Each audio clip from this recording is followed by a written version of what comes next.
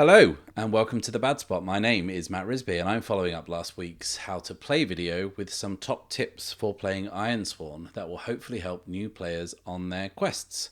And I am thrilled to say that I am joined this week by the wonderful Steve Morrison of the Errant Adventures podcast. Hi, Steve. Hello. I'm pleased to have you on, and I feel like that between us we've logged enough kind of playtime of Ironsworn and Ironsworn Starforge that we can hand out some seriously unsolicited advice. Sounds good. So we'll just jump straight into it, and I think the most important tip is tip number 1: learn how to fail. And I think it's a very easy one to get caught out on, especially if you're a new player, because in Ironsworn and Ironsworn Starforged, you fail a lot. And I think that new players, especially, see every failure or complication as something they have to deal with or overcome immediately, like in that moment. And in a lot of cases, they go to what can only be described as the absolute worst case scenario. I agree. I think it's definitely worth looking at the way that other stories are constructed and considering how tension is built up slowly over time as the consequences for failure start small and then build slowly and slowly and slowly until finally you reach that sort of climactic point where you have to overcome this or else. Yeah, absolutely. And like a good example is if anyone's listened to my Starforge campaign, I rolled a big fat miss on my very first roll of the campaign, which was swearing an iron vow. I was stood outside a derelict spaceship that I was sent to explore to retrieve a MacGuffin, and I rolled a miss.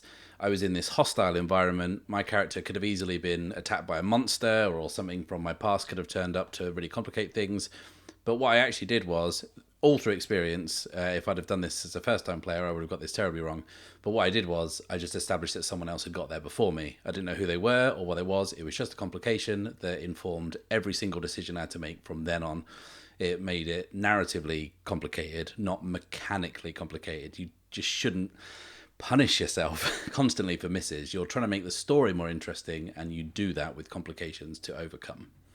Absolutely. I will take point 2, which is you are in control. And I think this is super important. Oftentimes when we're playing these games, we're sitting around a table with a bunch of other people, and it's very important to share narrative control in a lot of games, especially with game masters. There's an additional pressure placed on the game master to be sort of the arbiter of the story.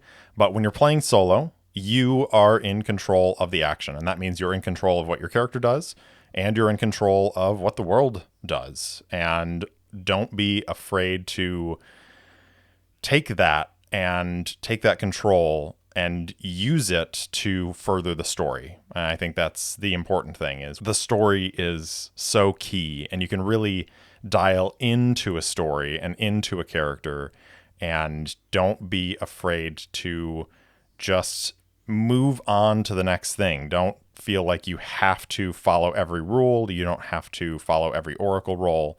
Just keep moving and don't stress out too much about the other stuff that's going on. Yeah, there's going to be times, especially in Ironspawn, where you roll an oracle and it's not helpful.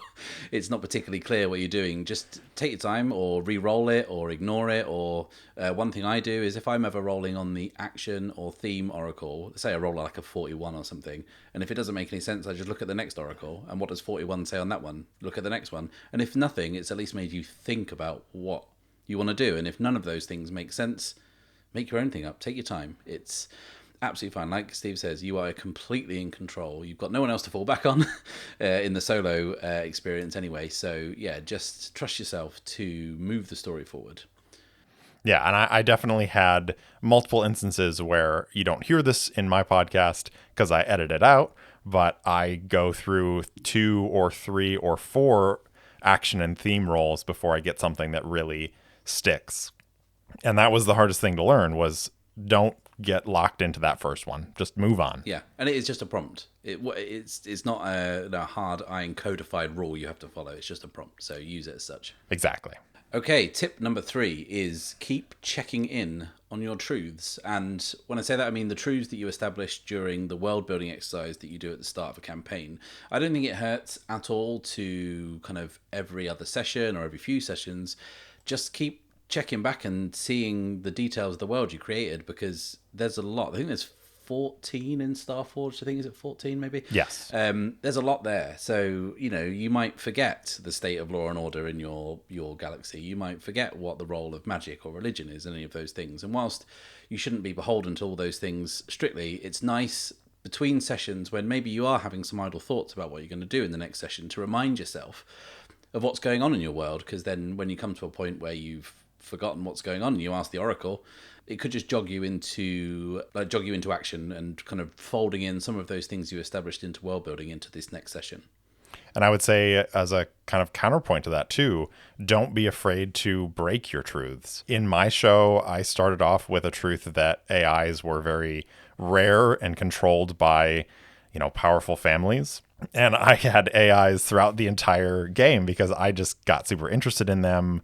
And I think it works with the truth that I rolled, but it's definitely AI played more of a part in the campaign than you might have originally thought with the first truth that I got. Yeah, those truths are to establish a tone, but yeah, you shouldn't be a slave to those truths. If you've got something that kind of bends it slightly, then lean into it. It's absolutely fine. Let's move on to tip number 4, which is going to be take advantage of the medium. Solo role-playing, again, is great because you're by yourself, and there is nothing stopping you from taking a break and walking away if you get stuck. Take a moment to step away, if that's a moment, if that's a day or a week. All of that is fine because that story will still be there for you when you come back to it.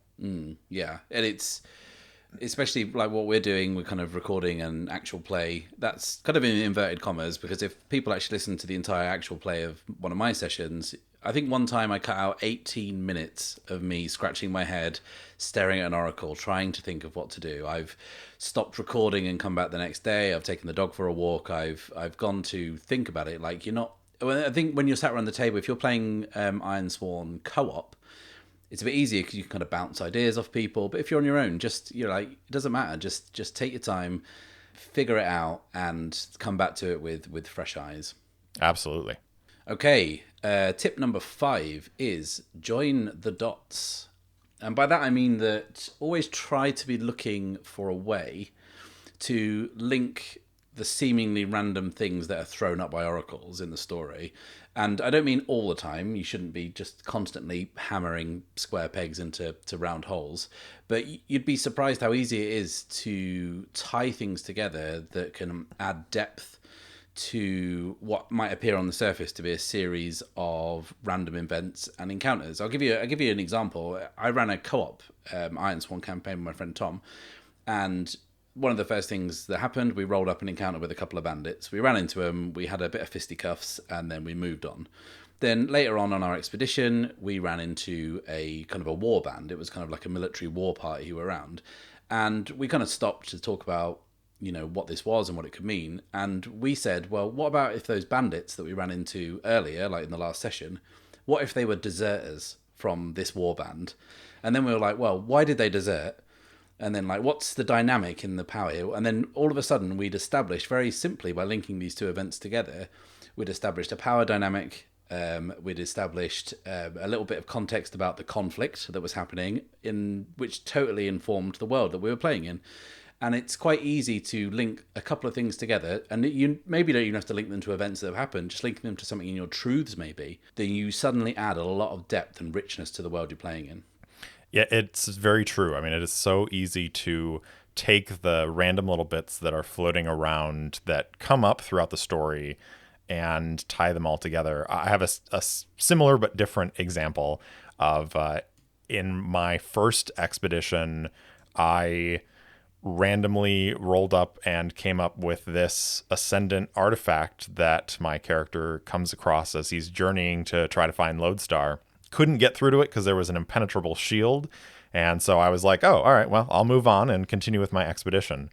And I think it was like 15, 16 episodes later, this is a minor spoiler, but something happens and he realizes that artifact is the thing that he's actually looking for, and all of a sudden has to go back for it. And that's because I rolled an oracle roll, and the prompts made me think of that first interaction with that artifact. And I was just like, what if that thing that was way back there at the beginning is the thing that I need to find now? And it was perfect. I mean, it tied together perfectly, and I think made the story better. Yeah, it's very easy to blow through something like an Ironsworn campaign where so much is generated by random rolls and it all just be disposable. I actually sent a list of all the characters we'd met in this co-op campaign that I was talking about to the person I played with, and they were like, who are these people? I don't remember any of these people. You remember the ones that are tied together, but the kind of, it's, you shouldn't try it for everything, but as much as you can, be thinking about ways to tie things in. Absolutely. Our last tip of this video is going to be steal from your favorite media. And this is a big one for me.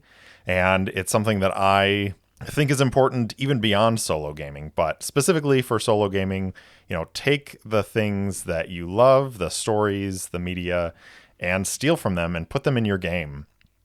If you love Star Wars, like, put lightsabers in your game. Maybe call them something else, but just go for it.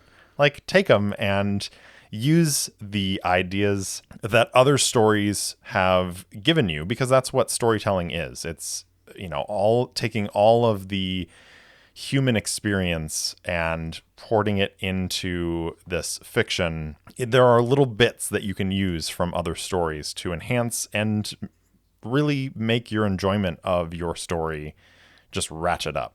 Yeah, absolutely. Everyone does it. You mentioned Star Wars. That would not exist without kind of old Kurosawa movies and, adventure serials. All these things feed in and they make their own new things. Like, I think we've talked before about, the kind of influence of Roman history and stuff on your Starforge campaign. I very much pull.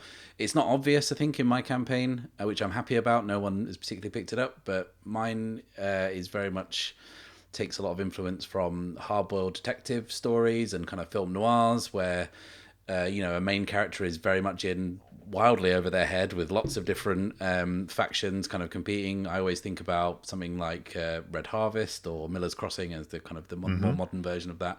And that's what I always come back to when I think about my character as this kind of mildly skilled but hapless person being pushed through an incredibly dangerous situation. And yeah, just don't be shy to steal. And if you're going to steal from the best stuff, because, that's how you do it. That's how they did it. You know what I mean?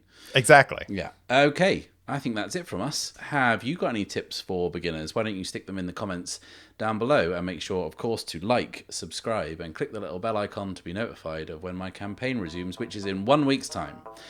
Until then, it's farewell. And safe passage. Very nice.